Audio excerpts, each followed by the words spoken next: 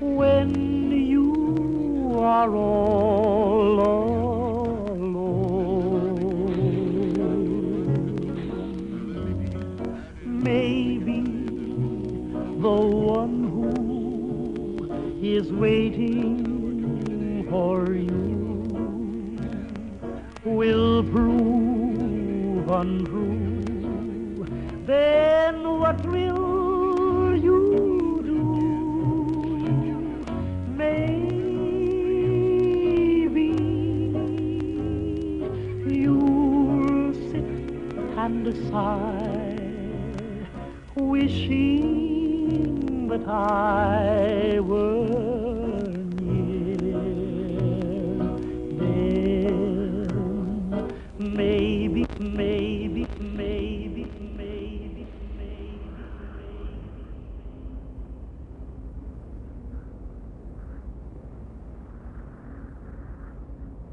War. War never changes.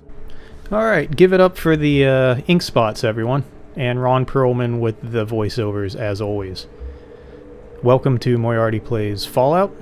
And I figured since everyone is stoked about Fallout 4 coming out, and everyone else is doing playthroughs of Fallout 3 in New Vegas, I'd take it back to where the whole thing started. So, let's get a new game going. The old Fallouts are actually a top-down, more traditional RPG. They actually give you a few pre-done characters here, and none of them are really all that great. So, let's make our own. Anyone familiar with the new Fallouts is familiar with the special system here, and maybe not the exact same traits, but the theory of them. And I'm going to keep this simple this time, and kind of do like if me personally lived in the world of, well, let's call it like the DC universe. If I was bitten by a radioactive whatever, it's Fallout, everything's radioactive. Normally I would do something like small frame here, where it gives you an extra point in agility, but it also cuts down your carry weight. And just to keep from juggling around the inventory too much, I'm not going to take that this time. So generally what I do for the basic stuff is gifted here, which just gives you an extra point in all your stats, but cuts down 10% in all your skills. That's fine, we'll just end up having to specialize at the end. These extra numbers more than make up for it. So, what I'm doing here is, in this game at least, agility is the king stat. These action points are how you fight, everything you do in combat. It's all turn-based this time around. That obviously changed later on, but it's a really simplified VATS system. So, for its sake, I really crank agility up there, max that out how I can, and I think I'm going to use small guns this time around, so let's crank perception up there. This game was released in 1997, and like all RPGs back then, you don't need charisma. No one needs to be pretty. So let's crank perception. I'll leave it at 9. I have an extra skill. I don't need that much luck. You actually don't need endurance that much, so I'll leave it there at 4, and all that really affects is the hit points. You can deal with that later on. Intelligence is important, so let's leave that at 8. Crank strength up there just so I can carry more and, like I said, do less juggling with the inventory system. Luck is not the most important thing, but it does affect your critical hit chance, so I'm going to leave that there. And leave gifted on, and our tag stats are obviously small guns. Speech actually plays a pretty big part in this game, so I'm going to tag that.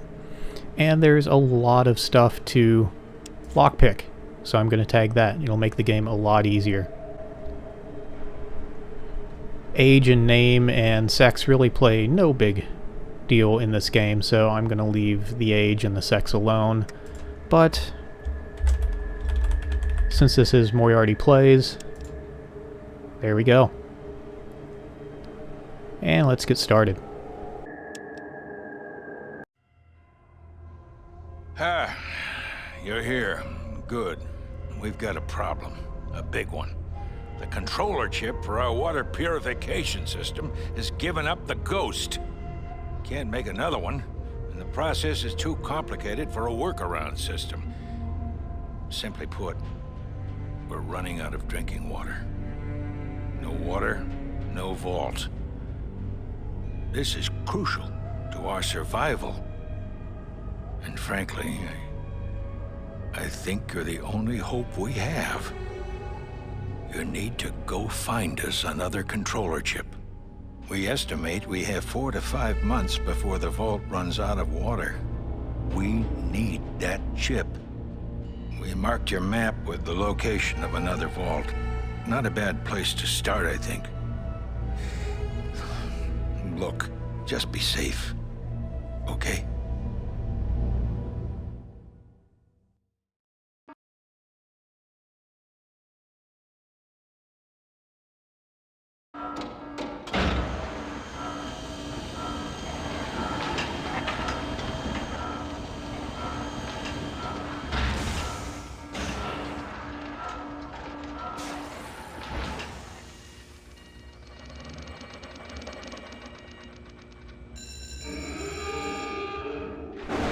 Alright, so the premise of the game is obviously your water filtration system is broke. You have an extra area, and really all I gotta do is truck over to the new vault, camp a few days along the way, get a controller chip, come back, plug it in, and then it'll all be good. I mean, that's not so hard, is it? It's just camping for a couple weeks. I can do that. Really easy, right? Oh. Well. Hi.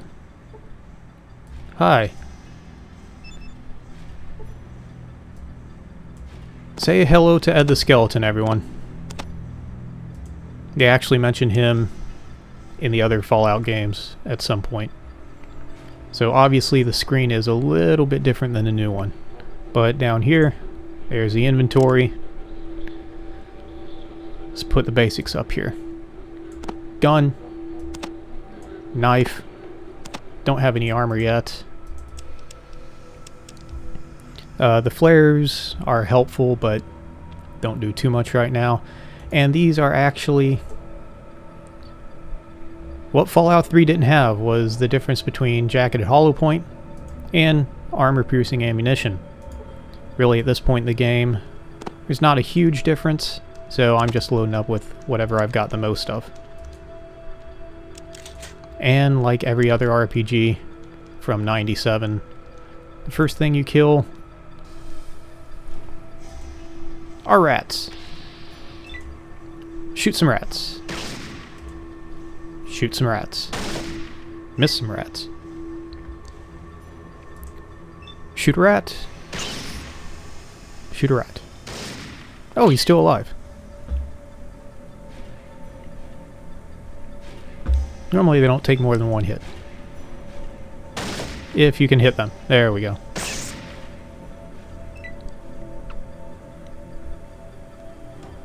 And obviously, these are just here to crank your experience up, get you used to the game,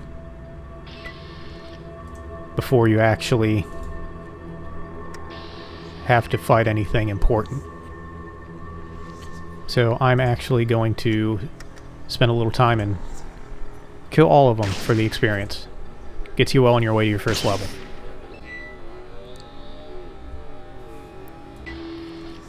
And in my last round, reload.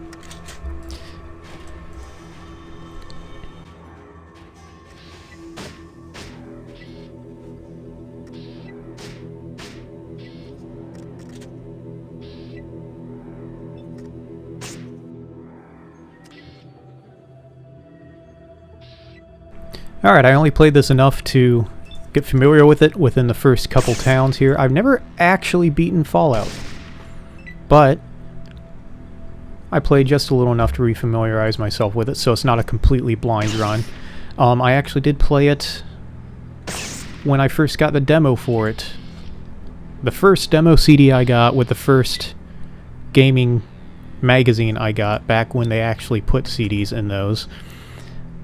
Back in an old computer that had an 800 megahertz processor. If you can believe that. This game is from '97. It's been a while. And I figure it's about time I finally sit down and beat it.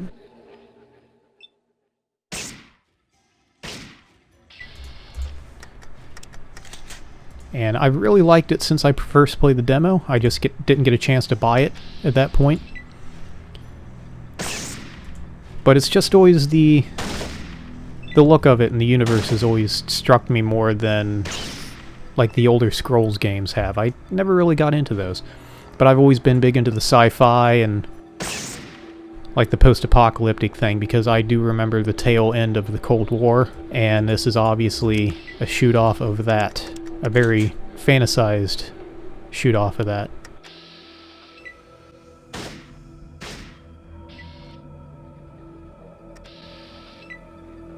But these rats are not very attentive, so if you have to fight them, just get up nice and close.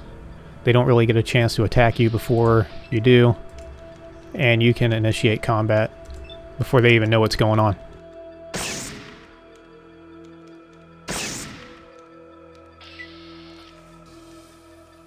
And that is all the rats. I don't think there was anything in these bones.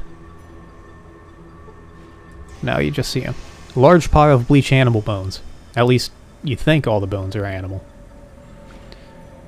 But like in the other Fallout games, you do want to check dead bodies. A lot of the time they have stuff in them.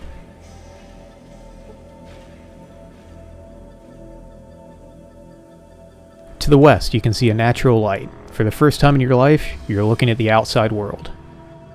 Welcome to the world and all its fallout. Maybe, maybe, maybe.